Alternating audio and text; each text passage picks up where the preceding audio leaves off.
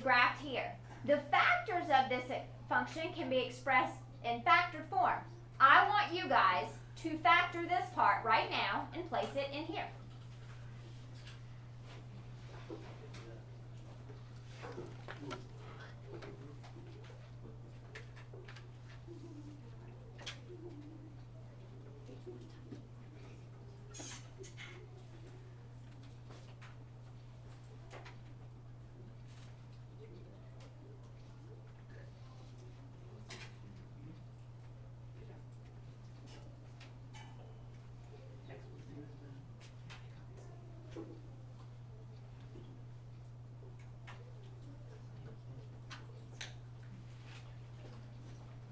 Okay, so here we get x plus 2 and x minus 1. X plus 2, x minus 1. Alright, so part A says list the x-intercepts of g of x using the graph to the right. So let's come over here and find our x-intercepts. So x-intercepts are where it crosses the x-axis. So we have x-intercepts at -2, 0 and +1, 0. These are our x-intercepts.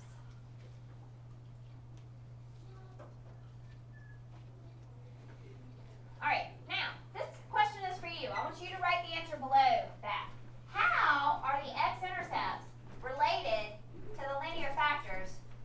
Somebody's walking on the roof. Y'all see the thing shake? Yeah. Okay, you did. You were the only person that jumped onto your desk. I didn't say anything. I also know how to use Movie Maker and cut things out. Oh, Alright, so, alright, you use your words. How do those relate? How do the factors relate to the x-intercepts? Okay, write that down. I heard you say it.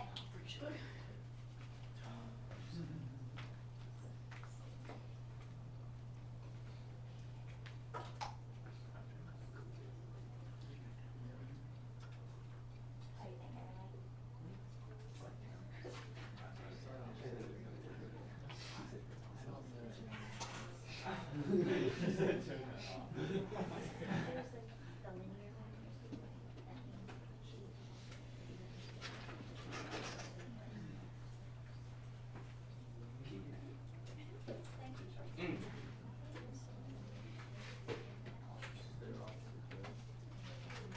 Okay, so I've heard a couple people say they're opposites, and they totally are in this case.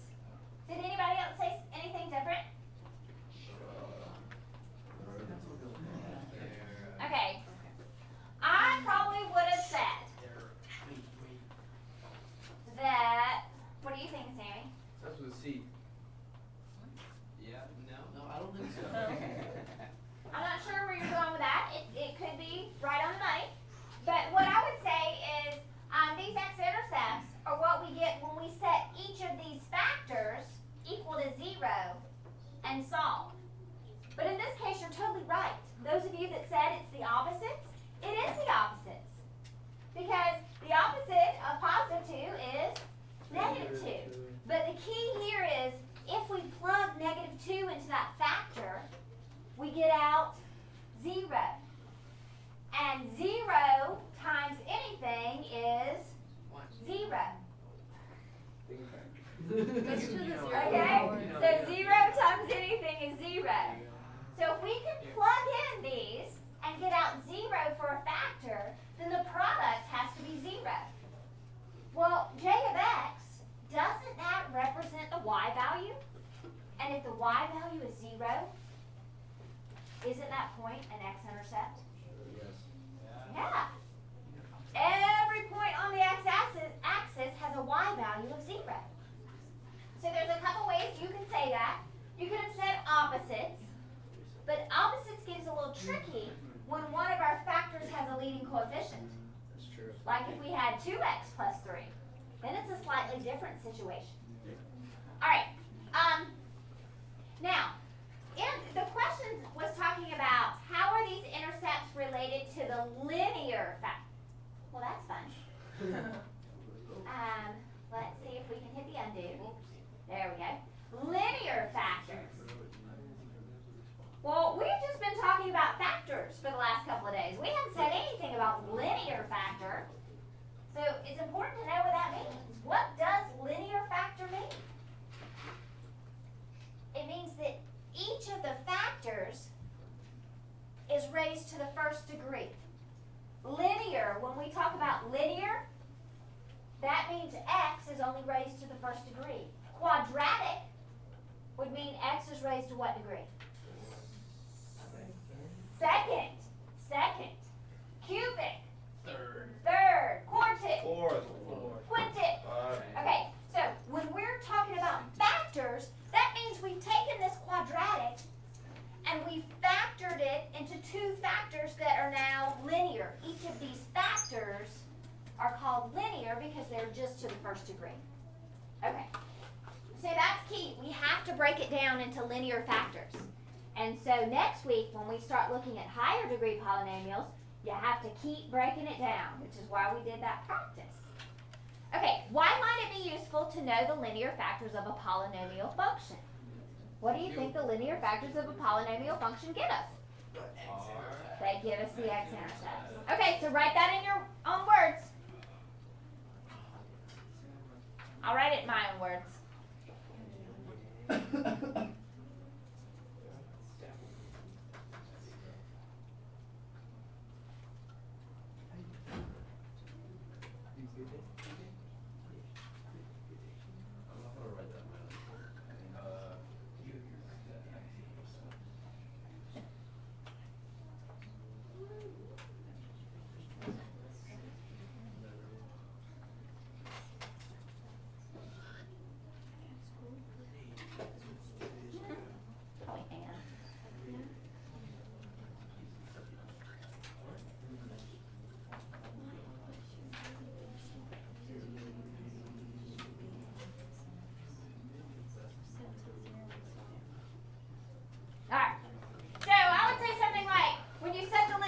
Of a polynomial function equal to 0 and you solve, you find the x-intercepts.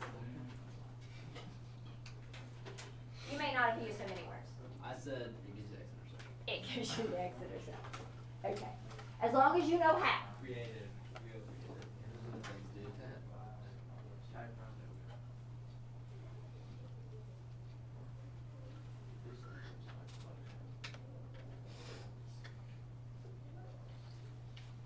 Yes, sir. What's our first unit test?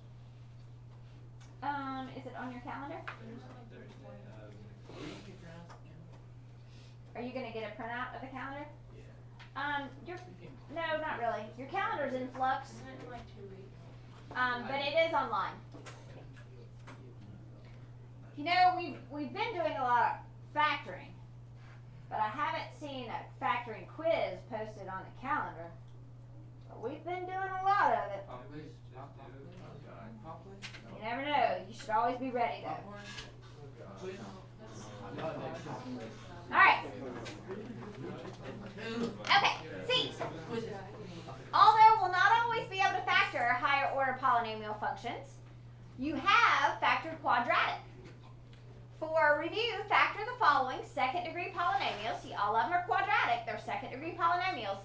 And then we're going to use the linear factored form to find the roots of the equations. Okay, so I want you to factor A, B, and C. If you're not sure what to do, ask. I'm turning my mic off.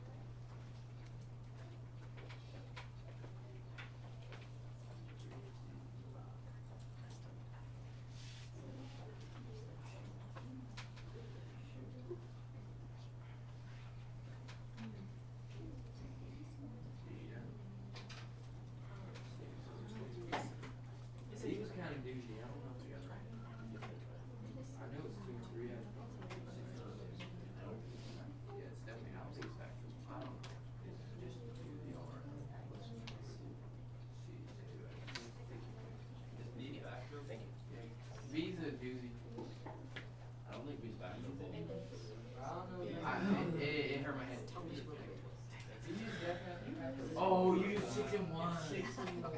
You like something there? Okay. Sorry. I'm stupid. No, I tried it, so I tried my best. Actually. I don't know.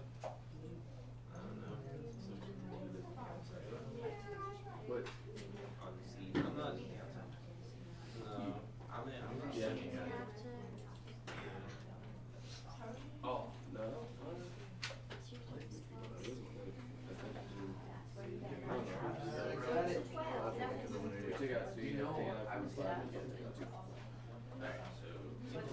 Front buckle.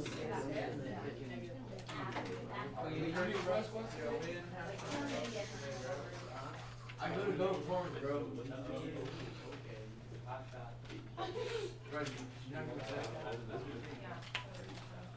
You must not be on the snap. I said no. Master.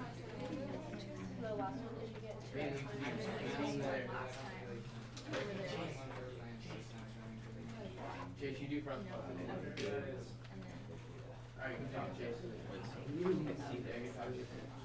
Chase, wait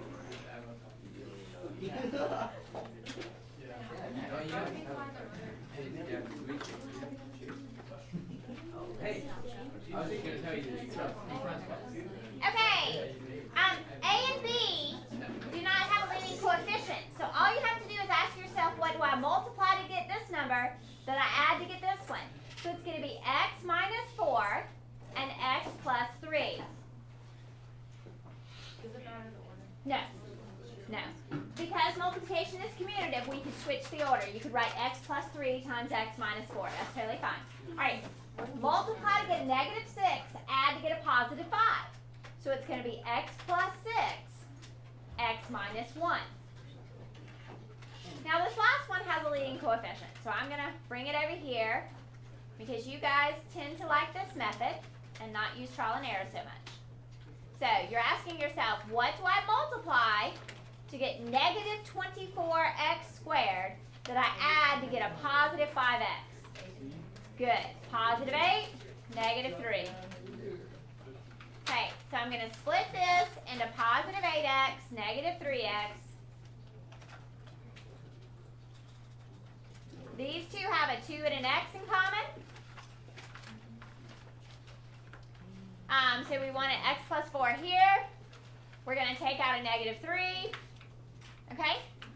And so we'll have 2x minus 3 and x plus 4. Okay. So now, what we're going to do is we're going to do A, B, and C here. But this time, we're going to take the factors, set them equal to 0, and solve. Take the factors, set them equal to 0, and solve.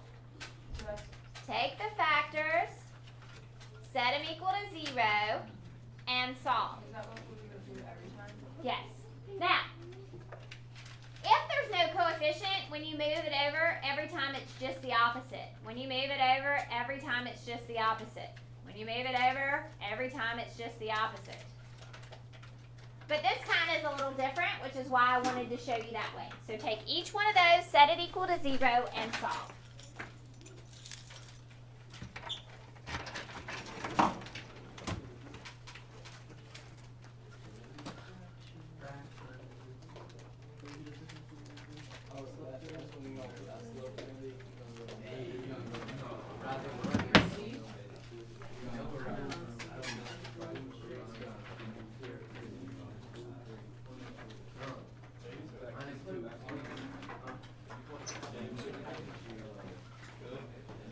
Okay, so here we're going to get 1.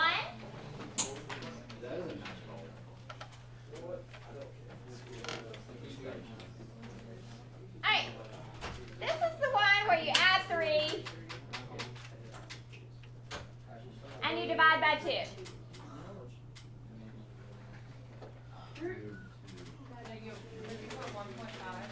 Yes, it's the same thing. Okay, when it's in this form, a linear form, ax plus b, when you solve it, it always ends up being the opposite of the constant divided by the coefficient. So those of you that can see this in your head, that every time it ends up being the opposite of this divided by that, it ends up being negative b over a every time. So if you don't want to show your work, if that makes sense to you, then you can do it that way. You don't have to show your work. Because every time it ends up being the opposite of the constant divided by the coefficient. If that makes no sense to you, then every time you should set each of the factors equal to 0 and solve. Do what works for you. Okay, so now that we have these, we're going to sketch the graph. A, my x-intercepts were positive 4 and negative 3. So I'm going to put some tick marks. I'm going to put an x-intercept at 4. I'm going to put some tick marks. I'm going to put an x-intercept at 3. Negative 3. Now we know that a quadratic function either opens up or down. What causes it to open up or down? A negative out in front. A negative out in front. Well, every one of these are positive. So it's going to rise. Woody. Woody. No, that's what somebody did. And it was him. She didn't even acknowledge it. Okay, Did you get the week? so, How would you know if it's going down or up? okay, if the leading coefficient is positive, which in this case, understood positive 1, understood positive 1, given positive 2. If the leading coefficient, that's the coefficient of your squared term, is positive, it opens up. Okay? So, since it opens up, it's going to go up and up, So which means my vertex is somewhere down here. we don't need to write negative 12. That's too far. Okay. Now, What is the 2? huh? Oh no. Wait, and how do you know the bottom? Okay, you don't have to know the bottom. When we studied quadratics, we talked about lots of ways to find the vertex. But we're going to look at lots of higher degree polynomials that are going to have lots of ups and downs, many extrema. You don't have to know exactly where the extrema are. What I'm looking for in this unit, can you find the x-intercepts, and is your end behavior correct? There's one more thing we'll talk about Monday, but that's all you have to do. So end behavior, in this case, it is rising to the left, it is rising to the right. Why is it doing that? Because it is opening up, and it is opening up because my leading coefficient is positive. Oh, so the next one. What leading coefficient? No, we're not. No. Period? Okay, so go back up to A. Yeah, which If- one? Are we on A or C? We're still on A. We're still on I A. just saw her square the number 2 real fast. Like, So we will have to like write the behavior. Okay. Eventually we might write some characteristics, but right now all you need to know is that it opens up, so it's going to go up. because the x squared is positive. Because correct, Okay, I got it. the coefficient of our highest degree is positive. Positive, understood, 1. Okay? For B, this was our equation, y equals x squared plus 5x minus 6. We factored it, and we got these values for x. Those are our x-intercepts, negative 6, 0, and 1, 0. So I'm going to go over to negative 6. And I'm going to go over to positive 1. And then, does it open up? Yes, it does. So it's going to rise, so that it opens up. Now, do you see how I didn't put any tick marks on the y-axis?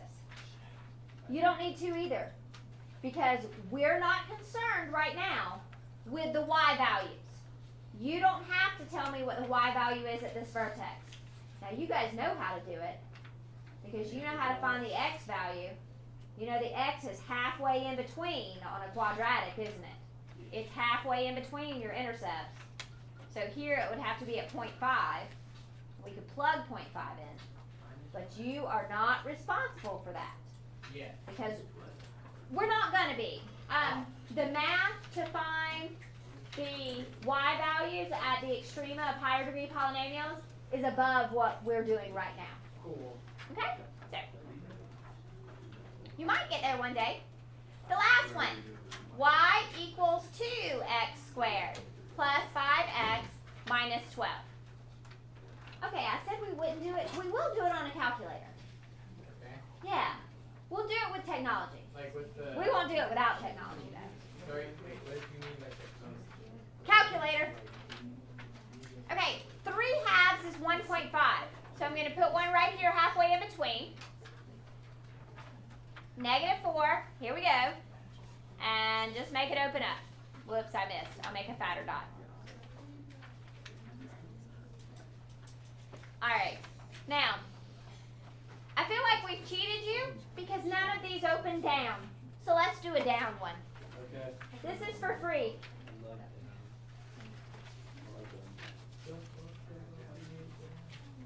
Oh. That one is so easy. Okay, so anytime we have a negative out in front, it tells us it's going to open down. So before we do anything with this function, we know it's going to open down. But to factor a polynomial, we don't like this to be negative. So this is what I want you to do every single time the leading coefficient is negative. Factor it out before you start. So whenever the leading coefficient is negative, you factor out a negative. If it's -1, you factor out negative. If it's -4, you just factor out a negative. Unless -4 is a GCF for the whole thing. Okay, so now this is a difference of squares. So it factors to x plus 3 times x minus 3. So if I were to graph this,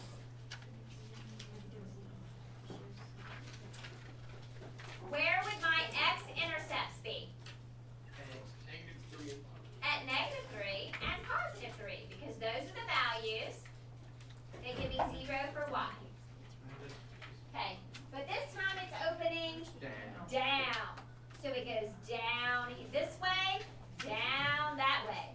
So when it goes up, it's going to go up like that. Oh, that looks terrible. I hope you drew a better one. It should be symmetric, and mine's all whoopsie. That was good. Better. All right. You just made Okay. it, All right. On the back, there's a couple I want you to be aware of. Like this first one. No, it's actually the third one. All right. The third one has a GCF. Yeah, the back is your homework. So you're going to factor out that GCF. Do you see that 3x is a common factor for those two terms? So it leaves me with x minus 3. All right, we didn't do one like this. This factor right here, when I set 3x equal to 0 and solve, what do I get?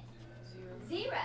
So when I factor out a GCF and it has an x in it, that tells me that one of my x-intercepts is at the origin, isn't And it? the other one's it. Okay, and the other one's at 3. All right, then let's take a look at number 6. It has a negative out in front. So it's going to go down, and the first thing you do before you try to factor We can't do the x. is take out the negative. So what does that do to all the signs in here? It changes them all. And then you got Okay, +3. so this is what we factor. You never have to worry about the negative when you factor. All this negative out in front tells you about the graph is that it opens down. Okay. If we had a GCF that was like -2, you don't have to worry about the -2. It just tells you it opens down. And if you remember from quadratics, that 2 causes a vertical stretch, doesn't it? Yes, it does. Okay, keep working on this. What you don't finish becomes homework. Ooh.